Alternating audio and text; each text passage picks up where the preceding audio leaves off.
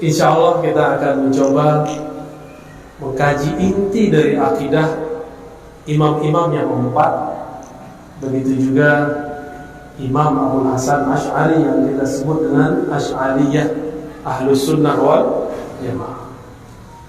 Di manakah inti akidah mereka? Inti akidah mereka ada pada surat Muhammad ayat 19. Fa'lam annahu la ilaha illallah. Udah sering dibaca ya waktu mau tahlil. Perhatikan di situ ada kalam dari Allah. Fa'lam, maka ketahuilah. Itu terjemahan. Bisa juga diartikan maka cari tahulah, pelajarilah, carilah ilmu. Dalam bahasa Arab ilmu itu bukan persepsi, beda, bukan wacana. Ilmu itu sesuatu yang menancap di dalam hati. Kalau tidak menancap di hati, tidak disebut dengan ilmu, disebut wacana. Bisa bedain? Ya, ini kaji lama ya. Mal farq bainal ilm ya wal isya'ah ya wal ra'i. Itu perbedaan antara ilmu dengan asumsi, persepsi. Kalau Bapak Ibu saudara ikhwan akhwat fillah nonton di YouTube, nonton di TV, nonton di handphone tentang suatu persoalan, misalnya siapakah Ahlus Sunnah? Muncullah macam-macam. Muncul akidah Ahlus Sunnah itu Asy'ari. Muncul satu lagi akidah Ahlus Sunnah itu Salafi. Bingung gak? Tapi itu jadi wacana, belum jadi ilmu.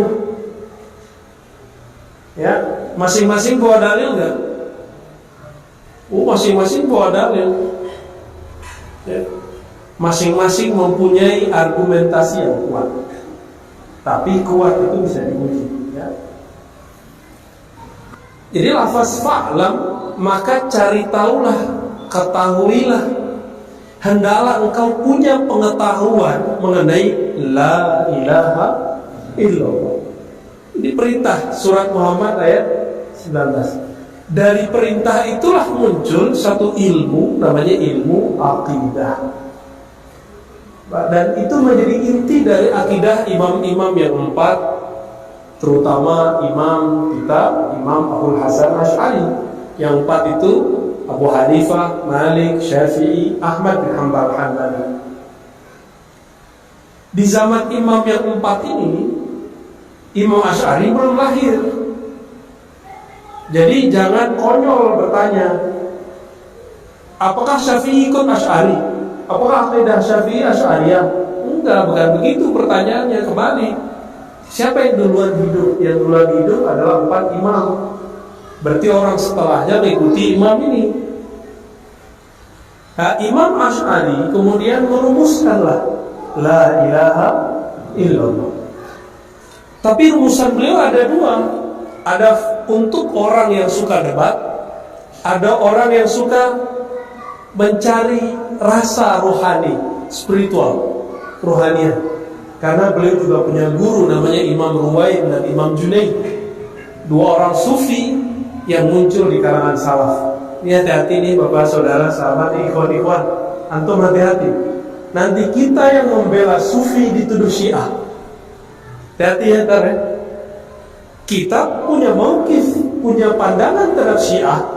Ada yang menurut kita kafir, ada yang menyimpang, ada yang dekat ke Ahlus Sunnah, namanya Zaidiyah. Itu pandangan kita jelas. Tapi nanti dipelintir Ar-Razi dan CS membela Syiah gitu. Padahal dia gak paham yang diomongin apa. Kitab belum baca ya. Kita sebut nama imamnya, dia gak ngerti kitab imamnya. Jadi nanti gak usah khawatir nih, para ustaz itu takut bertasawuf, takut menampilkan ajaran tasawuf karena takut dituduh sesat. Nah, padahal itu salah satu ajaran dari Imam Abul Hasan Al-Asy'ari ketika mengajarkan lafaz la ilaha illallah ya. Suatu kali Imam Abu Dzar Al-Harawi penghafal dan periwayat Sahih Bukhari, mampir di Baghdad. Di Baghdad ada kawannya namanya Daruqutni. Daruqutni ngajak ketemu seorang imam namanya Baqillani. Baqillani ini murid dari Bahili, Bahili murid dari Asy'ari, Imam Asy'ari. Imam Asy'ari murid dari As-Saji, As-Saji murid dari Imam Ahmad bin Hanbal. Ahmad bin Hanbal murid dari Imam Syafi'i. Nyambung enggak? Baqillani ini beliau memodifikasi ajaran salaf dalam kalam-kalam yang lebih tertata, yang kemudian dikenal dengan istilah ilmu kalam. Ilmu apa? Ilmu kalam ini dibawalah oleh Imam Abu Dzar Harawi. Jadi dia mampir di Baghdad, dia pergi ke Haramain Makkah Madinah. Di sana dia mengajar Sahih Bukhari dan dibarengi ngajar akidah Ahlussunnah Asy'ariyah. Gurunya siapa dia? Imam tadi Abu Dzar Harawi, Baqillani. Baqillani gurunya siapa? Al-Bahili. Al-Bahili gurunya siapa? Asy'ari. Abu Dzar Al-Harawi meriwayatkan dalam Sahih Bukhari, dan itu riwayat Bukhari, bagaimana yang disebut La ilaha illallah versi Ahlus Sunnah. Dulu di Jawi-Jawi saya pernah bahas hadis ini. Semoga ada lupa ya. Kata Nabi SAW, Inna Allah harama ala nar. Allah akan mengharamkan dari atas neraka untuk menyentuh. Siapa yang disentuh? Man qala la ilaha illallah. Siapa yang membaca la ilaha illallah. Di sini ada teknik akidah Ahlussunnah, warisan kerohanian. Lafaz setelahnya min qalbihi au min nafsihi. Yang dia baca dari dalam qalbunya atau nafsihi dari jiwanya. Jadi ada dua makom yang diterima baca la ilaha illallah. Ada orang baca la ilaha illallah tapi tidak diterima, tetap dikejar oleh neraka. Kenapa? Karena lain di lidah, lain di qalbu. Lain di lidah, lain di nafs. Qalbu itu wilayah batin. Manusia itu ada zahir, ada batin. Ada lahir, ada batin. Ada zahirnya. Zahir manusia adalah tubuh ini dan nafs, jiwa. Tubuh ini ujungnya syahwat, jiwa ujungnya akal. Saya bedakan? Berarti ketika Nabi berkata, yaitu orang yang baca la ilaha illallah dari qalbunya, jika tidak sanggup sampai kepada qalbu, cukup dari akalnya. Itu paham ya? Yang dari akal inilah yang diajarkan di madrasah, di pesantren, di zawiyah, di dayah, di surau dulu. Gak tahu sekarang masih atau tidak. Karena kita dengar juga ada madrasah tarekat, tapi dia buat madrasah sekolah yang diajarkan akidah Wahabi, uluhiyah, rububiyah, asma wa sifat. Tarekatnya tidak ada masalah, tapi sekolahnya punya kurikulum nggak benar. Kenapa? Bingung mau cari kitab apa? Ikut kurikulum yang modern dikit, ternyata kurikulumnya bermasalah. Bagaimana cara baca la ilaha illallah dengan akal? Ya, dengan akal dulu baru pakai kalbu ya. Mau? Kalau pakai kalbu datang ke surau Sulu. Tapi teorinya ntar kita kasih, tenang aja ya. Kelamaan, udah akhir zaman, udah banyak yang diruksok. Dulu Bapak harus datang ke kita, sekarang kita datang ya Bapak. Dari akal, bagaimana cara secara akal? Akal itu sifatnya cuma dua, nerima, nolak. Isbat, nafi, itu akal. Maka akal kita itu kalau melihat orang, wah ini bukan teman saya, oh ini teman saya. Begitu. Itu sifat akal. Benar nggak? Pertama ketemu orang, wah kayaknya nggak cocok nih. Padahal cocok.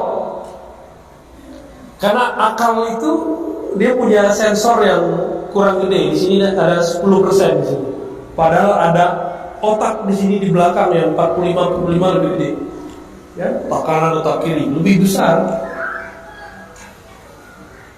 Karena akal ini menolak dan menerima dan menolak, ulama kita mentafsirkan dari lafaz la ilaha illallah dibagi dua biar gampang. La ilaha menolak, illallah menerima. Gampang nggak? Nanti kalau dikasih sifat 20 kan kelamaan, Ustaz. Jadi kita kasih yang gampang. La ilaha. Apa arti ilah? La tidak, ilaha Tuhan. Ya, Tuhan terjemahan basic. Terjemahan lanjut apa? Ilah. Kita kalau senang dengan seseorang, kita bilang alahtu ilaihi. Aku senang kepadanya, aku suka kepadanya.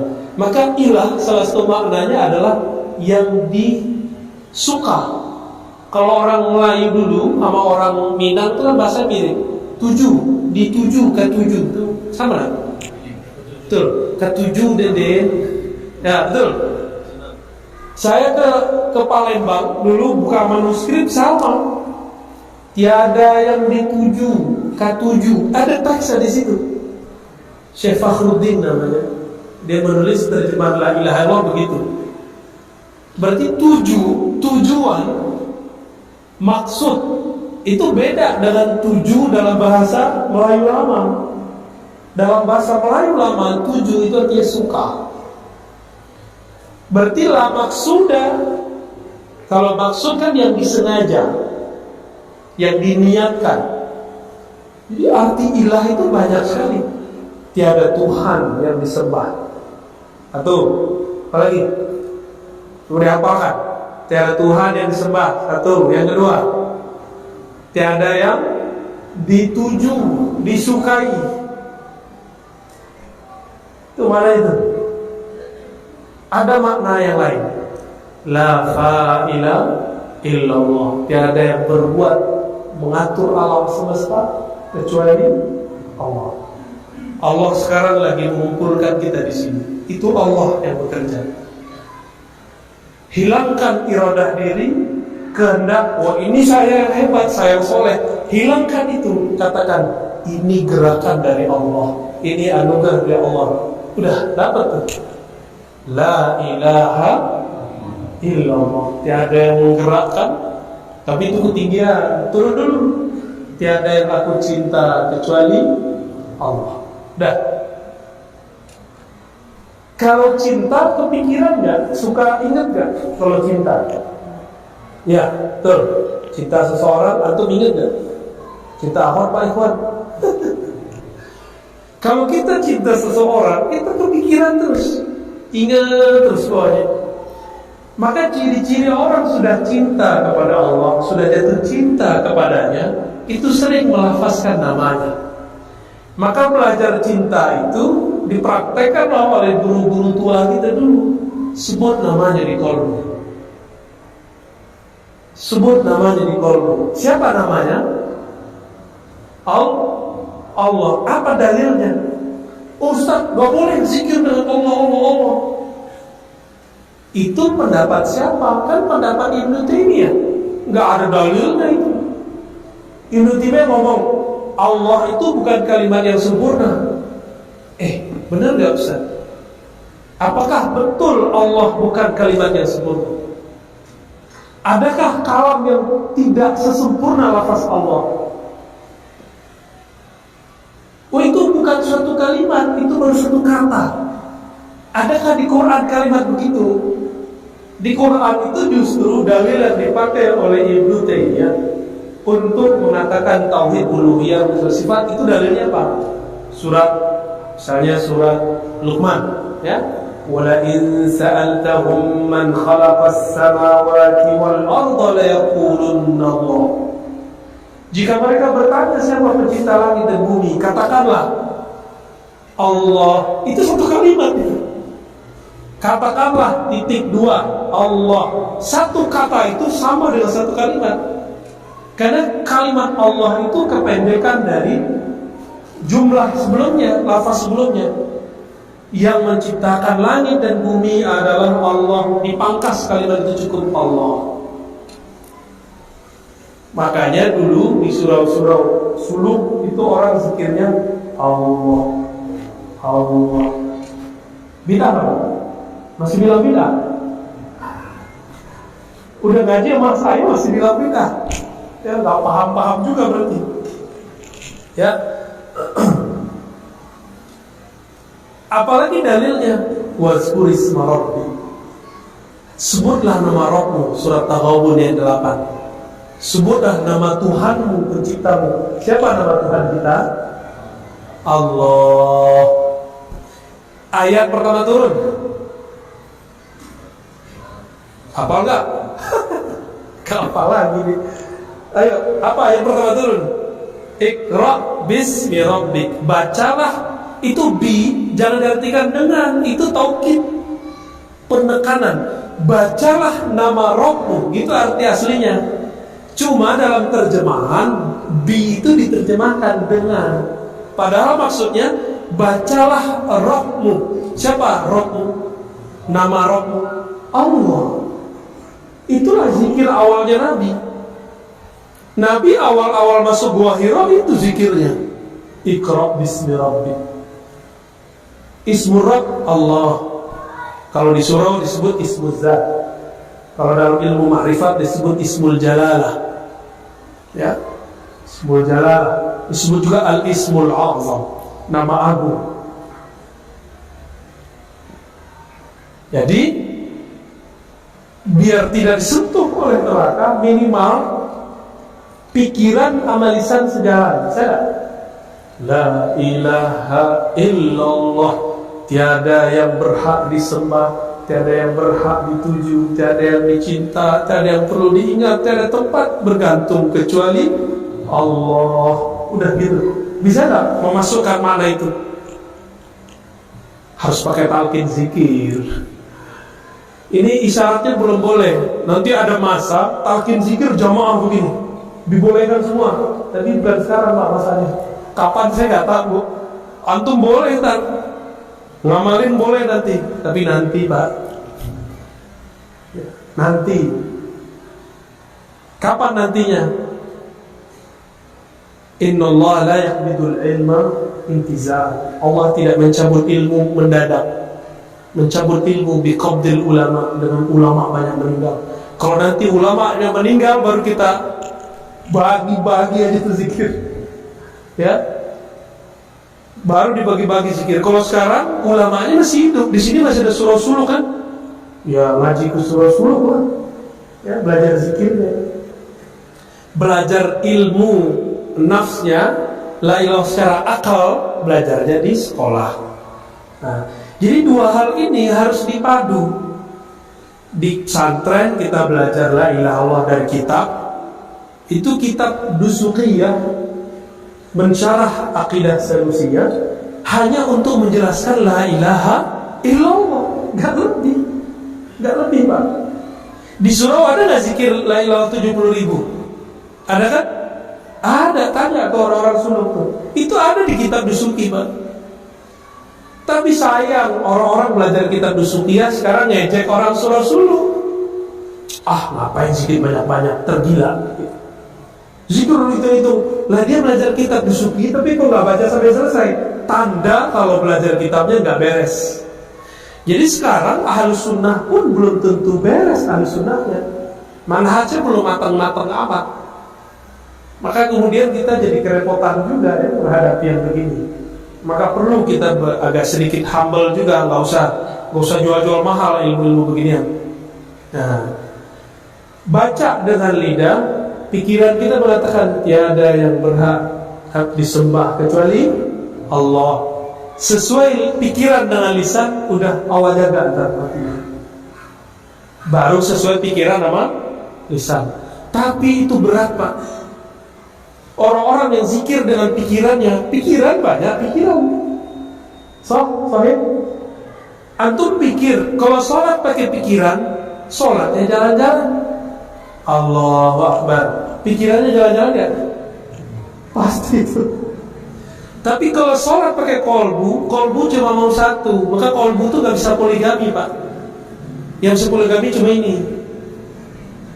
Jadi orang yang poligami itu banyak akal itu. Emang akalnya banyak gitu. Calon ya. Tapi kalau kolbu maunya cuma satu, gak mau yang lain kecuali Allah. Bahkan Allah pun tidak rela di kolbu ini ada selain namanya. Nama kita pun Allah tidak rela. Akunya dirimu Allah tidak terima. Yang diterima cuma aku, Allah Subhanahu wa ta'ala. Cuma itu yang Allah terima. Karena di Quran yang ngomong aku itu Allah. La ilaha illa ana. Hei Musa, tiada yang berhak disembah kecuali ana. Jadi Allah menyebut dirinya ana. Maka kita dalam zikrullah la ilaha illallah harus hilang si ana itu. Diri kita itu harus hilang. Kalau enggak dapat rasa. Rasa apa? Kita enggak jadi rasa. Rasa menjadi hamba. Rasa menjadi hamba itu hilangkan cerdas, hilangkan pintar, hilangkan kesibukan duniawi. Itulah filosofi kenapa dulu orang kalau suluk tuh pakai apa namanya di sini Pak Kades, tutup pala itu Pak. Sorban, canggih amat bahasanya. Ya, ada begitu Pak dulu. Jadi ridaknya ini dipakai untuk di atas, biar pandangannya tidak lebih daripada kakinya. Filosofinya begitu, ya. Nah, ini versi lain nih. Karena kalau versi yang tadi di MUI bisa pusing di sini tadi. Saya nyebut nama-nama kitab di sana tadi ya. Benar ya? Baik. Jadi membaca la ilaha illallah dengan akal, artinya akal kita sadar bahwa kita sedang membaca. Itulah yang dimaksud dalam Al-Quran. Janganlah kamu sholat sehingga kamu tahu apa yang kamu katakan. Maksudnya saya sadar saya lagi bicara, saya sadar saya lagi ngomong, saya sadar lagi membaca la ilaha illallah. Itu kalau pakai akal. Ya, Imam Asy'ari karena berguru kepada Imam Ruwain, berguru kepada Imam Junaid, maka dia dapat rasa yang lain. Kalau di sini kan capek, la ilaha, sampai itu lelah itu. Karena pikiran kita memang maunya banyak, mau ini, mau itu. Maka sholat yang pakai pikiran, mau dia ustaz, mau dia kiai, kalau dia sholat dengan pikiran, pasti pikirannya jalan-jalan. Ya, maka sholatlah dengan wajah tuh, dengan aku hadapkan wajah kolbu. Kolbu itu maunya cuma Allah, nggak mau yang lainnya. Dikasih ke yang lain, nggak mau, tambah keras. Jadi kolbu itu ngambek, tahu ngambek? Apa bahasa? Monggo, monggo. Lesa mojo bahasa berkumpul. Jadi kolbu itu manggok, bahasa Arabnya qaswah, summa qasat qulubukum. Lalu kolbunya menjadi kesat, manggok. Kolbunya ngambek, kenapa? Dia dikasih yang bukan bagiannya. Kolbu itu jangan diajak mikirin dunia, dia nggak mau. Kolbu itu hanya mau menyebut nama Allah, menyebut asma Allah, gak lebih. Nama Nabi, gak lebih. Bahagianya akal dengan berpikir, bahagianya kolbu dengan berzikir. Bisa dihafal tuh, ya. Maka orang yang bisa menggabungkan dua hal ini, sa'id tam, dia bahagia sempurna. Tapi di atas itu masih ada lagi atam, ada lagi. Cuma kita nggak boleh buka. Ya. Sampai ke kolbu boleh dibuka. Kolbu kerjaannya apa kolbu? Kolbu itu kerjaannya dua Pak. Di hikam disebutkan Iqbal, idbar, mirip-mirip kayak akal. Iqbal menghadap, menerima. Idbar membelakang. Qalbu itu cuma maunya menghadap Allah, kalau tidak dia mengeras. Kalau dia menghadap Allah, maka dia jadi lentur, disebutlah qalb. Qalbu itu sesuatu yang lentur. Disebut nama Allah, dia tersentuh. Disebut nama Allah, dia merinding. Itu qalbu, Pak. Si qalbu itu. Qalbunya bergetar, merindingnya keluar. Bisa begitu emang. Itu rahasia Allah di qalbu. Makanya Allah pandang bukan kopiah, bukan saya begini, bukan saya pakai sarung. Yang dipandang qalbu lagi ngapain nih. Tapi karena Allah Subhanahu wa taala maklum sama kita, Allah maafkan juga kita, ya. Yang penting Bapak mau ikut majelis. Majelis apa? Majelis enggak semua majelis. Majelis yang menghantarkan qalbu kepada zikrullah. Maka kalau di surau-surau suluk, Pak, kalau kita ceramah, itu pada merem semua. Tahu merem kan? Itu bukan tidur. Ya, jangan tersinggung kalau ceramah di situ. Itu biasa, itu standar. Ya, emang begitu caranya. Nah, qalbu menghadap, membelakangi. Bagaimana cara supaya qalbu kita menghadap kepada Allah? Nah, ba'a caranya. Ini kalau dibuka ntar marah murid kita Mas Ain. Udah sampai situ aja dulu tanya jawab dah. Ya, cukup. Silakan kalau ada yang mau didiskusikan, ditanyakan. Apa-apa. Ya. Jadi gampang masuk surga? Gampang diharapkan neraka? Gampang. Tapi pikiran lawannya. Baca la ilaha illallah, tolak selain Allah, hanya terima Allah, gitu. Teorinya gitu, Pak. Mau nggak ngamalin? Ya pelan-pelan, kalau bisa diamalin pagi 100, sore 100. Kira-kira begitu ya. Mau ya? Ya. Silakan kalau ada yang mau ditanyakan.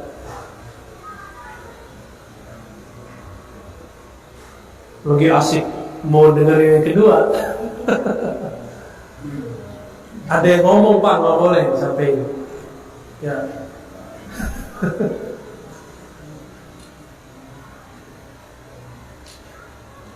Ada. Oke, foto. Salam.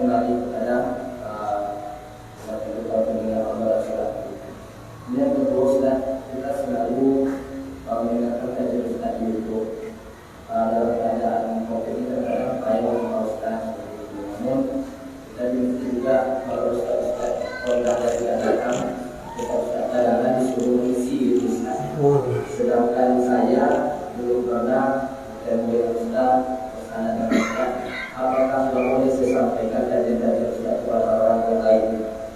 Yang kedua, Ustaz, saya sengaja dan bertahu yang membawakan hasil tersebut supaya nanti bisa didoakan Ustaz.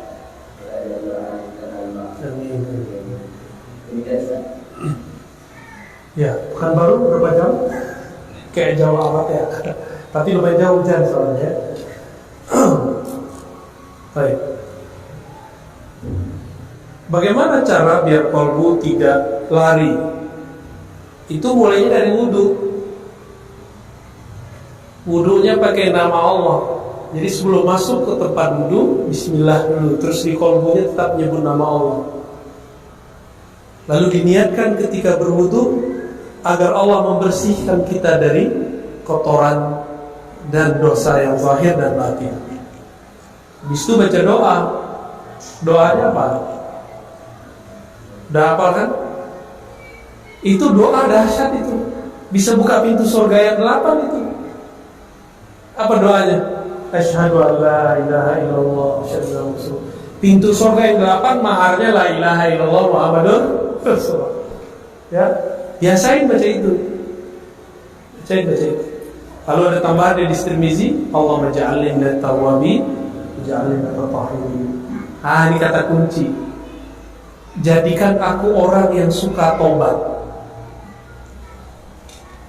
Berarti kita sudah sadar bahwa kita ini suka maksiat berulang-ulang. Itu tawabin. Jadi apa arti tawabin? Orang yang doyan tobat karena banyak maksiat berulang-ulang. Adakah yang jamin hari ini tobat besok gak maksiat? Ada? Enggak. Pulang aja buka handphone udah mulai maksiat. Maka kita gak usah sok suci aja. Ya, bawalah rasa tidak suci itu menghadap kepada Allah, pasti khusyuk. Namanya khusyuk tawabin. Jadi khusyuk itu ada tingkatannya. Ada khusyuk tawabin, khusyuknya orang yang tawab, yang bertobat, merasa hina. Maka dia menangis sepanjang dia sujud, menangis sepanjang dia zikrullah. Itu dia. Kalau beruntung Allah naikkan khusyu'us sabirin. Kena masuk musibah. Ini kalau lagi kena musibah bisa nangis kan? Ya, sholatnya bisa nangis gitu ya. Benar? Kalau itu namanya khusyu'us sabirin. Kalau masalahnya hilang, khusyuknya hilang. Maka harus ada khusyuk yang berikut, khusyuk syakirin, khusyuk orang yang bersyukur. Nangis juga khusyuknya, ada yang nggak nangis, ada yang enggak. Ada lagi khusyuk tanpa khusyuk, khusyuk tanpa rasa, ada lagi. Oh, macam-macam itu. Puncaknya ihsan, engkau sujud seakan memandangnya. Panjang cerita itu. Gitu ya. Bawa rasa tawabin, karena kita ini pendosa semua di hadapan Allah. Bawa rasa kita berdosa kepada Allah. Ya, ini kan wajahnya aja soleh-soleh ini. Ya, pulang belum tahu. Karena alat untuk maksiat paling dekat sekarang handphone. Ini aneh nggak paham baca. Apa ciri-ciri ahli sunnah wal jamaah? Yang kedua, beberapa bulan yang lalu sempat viral video seorang dai yang mengatakan di fatwa umat Islam dolah. Bagaimana sebagai aswaja melihat? Iya. Apa ciri-ciri ahli sunnah wal jamaah? Kalau dulu saya jawabnya cuma 3. Akidah ahli sunnah itu bermanhaj Asy'ari Maturidi. Dulu di sini ada baca-baca ini enggak Pak Kades? Sifat 20 masih. Wah, itu ciri-ciri ini masjid Ahlus Sunnah. Itu ciri-ciri masjid Ahlus Sunnah. Tapi ilmu sifat 20 itu masuknya ke akal bukan ke qalbu. Makanya belajar sifat 20 walaupun 1000 tahun enggak akan khusyuk. Kecuali belajar sifat 20-nya versi ahli qalbu. Gitu ya. Yang kedua bermazhab. Fikih yang 4 salah satunya. Yang ketiga bertasawuf. Di akhir zaman ternyata hadisnya memang ada 2 pertanyaan berikut. Ditambahkan harokah, pergerakannya harus ahli sunnah. Perkara ahli sunnah itu bukan pergerakan ambisius, dia pergerakan qalbu. Kenapa? Karena yang kelima ini aswaja akhir zaman, khilafahnya ala minhajin nubuwah. Kekhalifahannya berdasarkan manhaj kenabian. Kenabian itu, awal kenabian adalah wahyu. Bisa bentuknya mimpi, bisa bentuknya bisikan, bimbingan dari Allah. Maka Imam Mahdi yang akan memimpin akhir zaman itu kolbunya setiap hari mendapatkan kalam-kalam ilahiyah. Itu yang disebut al-khilafah ala minhajin. Jadi nggak bisa pakai tebak-tebakan. Sekarang kayaknya panik, baru corona udah panik. Tebak-tebakan, kayaknya Mahdi itu deh, kayaknya Imam akhir zaman itu deh. Jangan pakai kayaknya, jangan pakai subjektif. Menurut saya, menurut batin saya nggak bisa. Harus betul-betul hati-hati. Ini urusan akhir zaman. Jadi yang inti ada 3 ya: akidah, Asy'ariyah, mazhab fikih, salah satunya Syafi'i, terus bertasawuf. Tasawuf itu tarekat. Tapi sekarang mereka sedang mengeluarkan tasawuf dari Ahlussunnah. Maka saya difitnah Syiah oleh mereka. Saya difitnah Syiah apa? Yang biasa aja kita. Kita nggak merasa, ya, cuek aja kita.